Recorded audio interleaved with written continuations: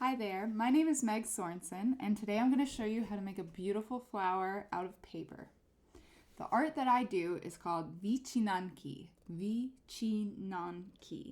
and that is the word for the Polish folk art of paper cutting.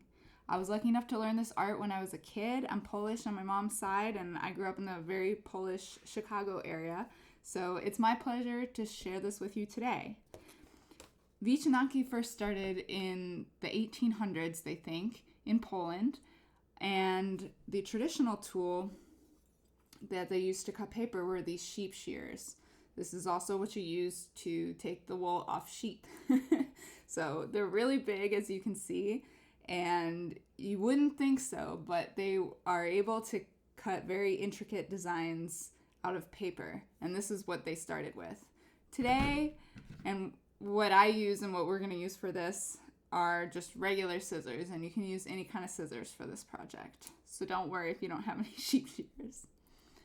Polish peasants used shears like these to cut intricate designs out of paper to decorate their homes in the springtime. As time went on, Wycinanki became more prevalent and distinctive styles emerged in different regions of Poland. Designs reflected the culture, the natural ecology, and the folklore of the country. Today, there are very few people in the world who still make Wycinanki. Doris Sikorsky, the family friend who taught me Wycinanki when I was a kid, showed me the importance of passing on this dying tradition. So it is my pleasure to show you how to make this flower today. The Polish word for flowers is kwiaty. Kwiaty. Polish is a little tough. Don't worry if you don't get it right away. And so something that you'll find in a lot of Wycinanki artwork is lots of color layered on top of one another, and also symmetry, which you see depicted in this piece here. I've made it really simple so all levels can do this, and you can make it more complicated if you want, and just let your imagination go wild. All right, now we can get started. Let's get all of our supplies together. First, we're going to need this worksheet. You can find it in your packet if you're doing this from the Jeff Davis Parish Libraries, if you got a packet from there. Otherwise, you can print it out. You can find the link to the file below. And this sheet is important because it has all the templates that we're going to use for this project. And on this sheet, you can see that we have some templates for the flowers and for the stem, and they each have letters. So you can follow along with the instructions here and with what I'm saying based on those letters. So we're going to pick out the paper. The obvious one is E, which is the stem. And unless you're getting really wild with it, you're probably going to want a green piece of paper for that. So just make sure that the paper you have is big enough to cut this and the other side. So it's going to be twice as big as this. For the flowers, we have A and B here, and that's the one flower in the center. So we're going to need two different colors for A and B. And I'm going to go with red for A and pink with B, but you can do whatever colors you want. And then for C and D on the worksheet, those flowers we're going to cut twice. So you're going to need two different colors, one for C, which I'm going to do orange, and one for D, which I'm going to do yellow. Just make sure you either have two small pieces of paper for each one, or a paper like this that's big enough to fold in half and still cut two out of. All right, and then we're also going to need some kind of mounting paper. I have cardstock here. It's nice to have something a little thicker if you can find it. Otherwise, just a regular plain piece of paper will work. It should be at least 8 inches by 10 inches, which is what I have here, but 8.5 by 11 will work as well. You're going to need some scissors. Any kind will work. You can use whatever scissors you're comfortable with. We're going to need glue of some kind. You can either use white Elmer's glue or you can use a glue stick, which is what I prefer, but either one, whatever you like best. You're going to need a pencil with an eraser. It'll be helpful to have a ruler or some kind of straight edge. And we'll just need a clean sheet of paper that we're going to use to press down the design. It doesn't matter what color it is, as long as it's clean. All right, now that we have our materials, let's get to the project. All right, so we're going to start with folding. We'll start with the green piece of paper, which is for E on your worksheet, which is the stem. And if you're dealing with paper that has white on one side and color on the other, you want the white to be on the outside and the color on the inside. But this has both sides, so we're just going to do it like this. And make sure it's a nice crisp fold. Next, for A, I decided to go with red. And there's just one of those flowers, so we just need the one piece of paper. And again, a nice crisp fold for that one.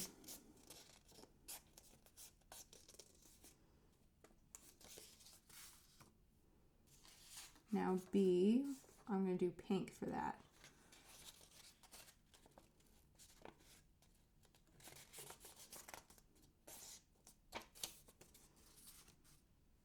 Okay, so for C and D, there are two flowers. So I'm going to cut this piece of paper in half. You can also use two small pieces if you already had them. And what I'm going to do is I'm going to fold this one in half, and then I'll fold the other one in half, and I'm going to place them one inside the other and really try to line it up snugly when you do this. So see how it's all lined up? Because when you cut, you want them to be the same. So we'll get that set up, and I'm going to do the same thing for D, since there's two of those as well.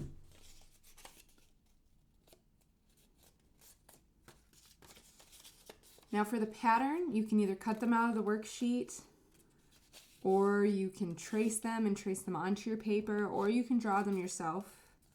But I have set it up so that I already cut them out of the worksheet. And now we're going to get started with the tracing. So let's start with E again, just since that's the most straightforward one. And notice that there is a fold line on the sheet. It's like a dashed line, and each piece has a fold line. So we're going to line that up with the fold on the paper, like this. And I'm going to line it up here, and then trace it.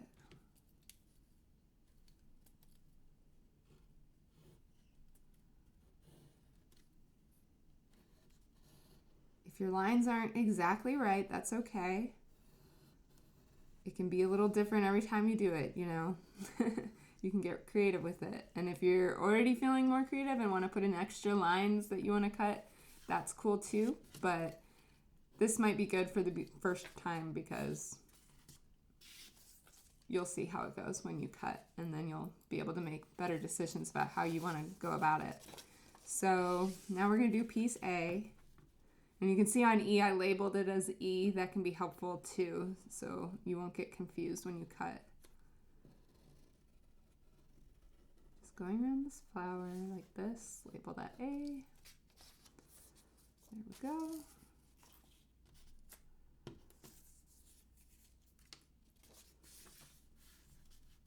And B. And as you can see, we're not using a lot of paper for some of these pieces, so even if you just have little scraps, you can use that.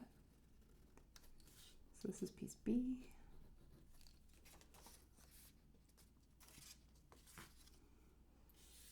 All right, now for the doubles.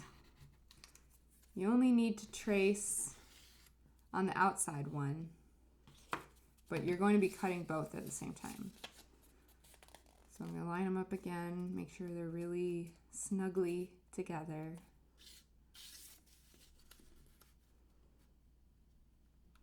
And you really want to make sure that the fold line is all the way at the fold line. If you leave some space between the fold and your template, it's going to be stretched out a bit with some extra space in between that you don't want. All right, and then piece D, same deal.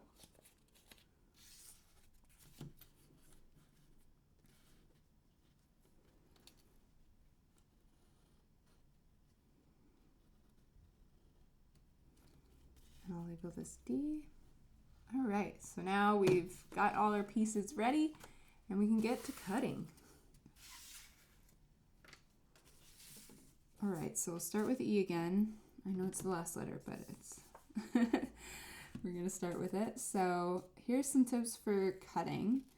You'll notice I'm turning the paper instead of turning my right hand, my scissor hand. This makes it a bit easier. And I'm gonna cut away all this excess paper so that it's not hanging on there. And that'll make it a little bit easier to get your cutting done. And just take your time, follow the line. Sometimes you don't get it exactly the way you drew it because it is different from drawing to cutting.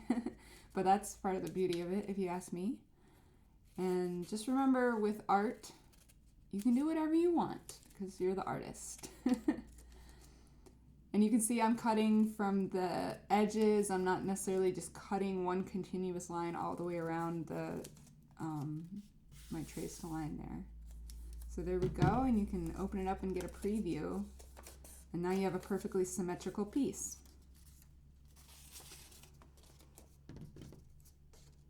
So again, I'm going to cut away all this extra paper here and just deal with what I need.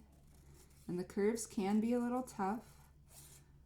I sort of, I have a lot of practice, so if you're not as good at sort of twirling the piece like I'm doing there, don't worry about it. And there's our main flower that'll be in the center.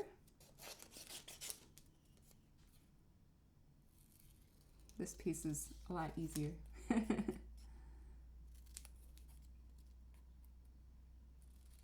we go.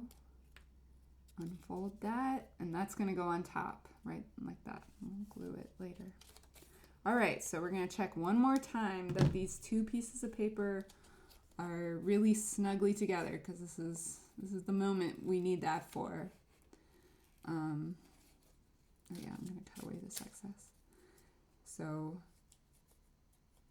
pinch it with your left hand or your non-dominant hand to make sure that those two pieces stay together while you're cutting. You can also use a paper clip if you want. So there you go. See how it's two pieces that you only had to cut one time. And then this one is the same. It's a little hard to hold on to it and cut it at the same time because it's so small, but I have faith in you. All right. Now we have two little yellow flowers, and we're all ready to glue it all down and put it all together. All right, so I've got my mounting paper here. I'm using cardstock, a heavier weight paper, and I'm going to find the center. We have the piece arranged vertically, the mounting paper vertically, and halfway, this is 8 by 10, so halfway is 4 inches, and I'm going to make a light guideline for myself right down the center of this sheet of paper, and make it light so you can erase it easily later, but you want to be able to see it for the gluing. So we'll start with piece E again, and make sure that the pencil lines are on the part you're going to glue so you won't see those when it's all done. And I'll show you real quick, if you're using like Elmer's glue, white glue, you can just make little dots like this, and that'll keep it from getting too globby. If you just do big blobs of glue, it's going to all spread out the sides and it'll be difficult. So little dots. If you're using glue, I'm going to use glue stick. I find that a lot easier and cleaner to use, but either one is fine, whatever you have. And with the glue stick, I'm just going to go all over the whole thing. Get all those stems and leaves right there. All right. So I've got the center line, the center fold on my art piece here, and I've got the center line that I drew on the paper, and I'm lining those up. And notice I have it near the bottom of the page. The flat bottom to this piece is the lowest that the art is going to go. So I'm going to put it just like that. And then take that clean sheet of paper and just rub it down. And this will pick up any excess glue. This will make sure it all gets pressed down so it glues well. All right, so now we're gonna go with flower A. And again, making sure the pencil's in the back, Gonna glue it all over. And this is also gonna go on that center guideline we drew.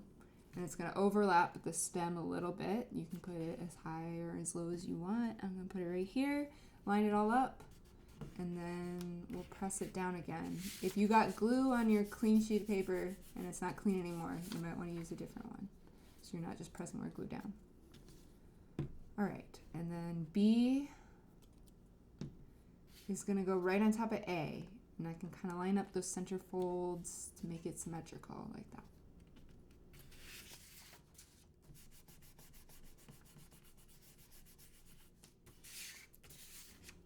All right, so these are flower C, and these are gonna go on these little stems on the side here. One on each side. There's no line to really line this up with, so just eyeball it.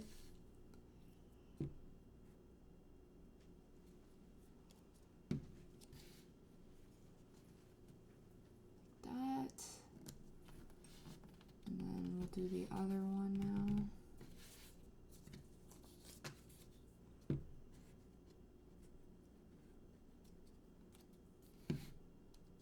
Try to make it even on both sides as well as I can.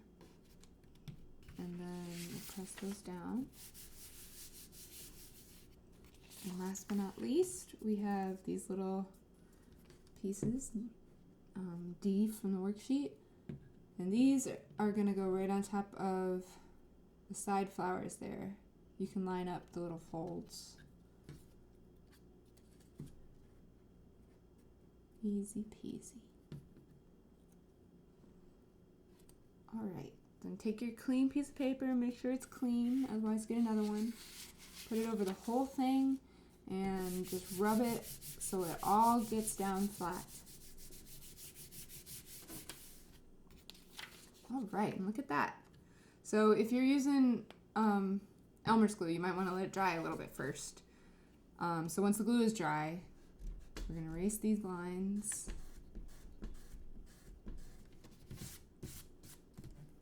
That's why I said to make them light. Erase this one. Be careful not to hit the paper that you just cut so you don't tear it. All right, look at that. And since you're an artist and you just made a beautiful art piece, you should sign it. There you go.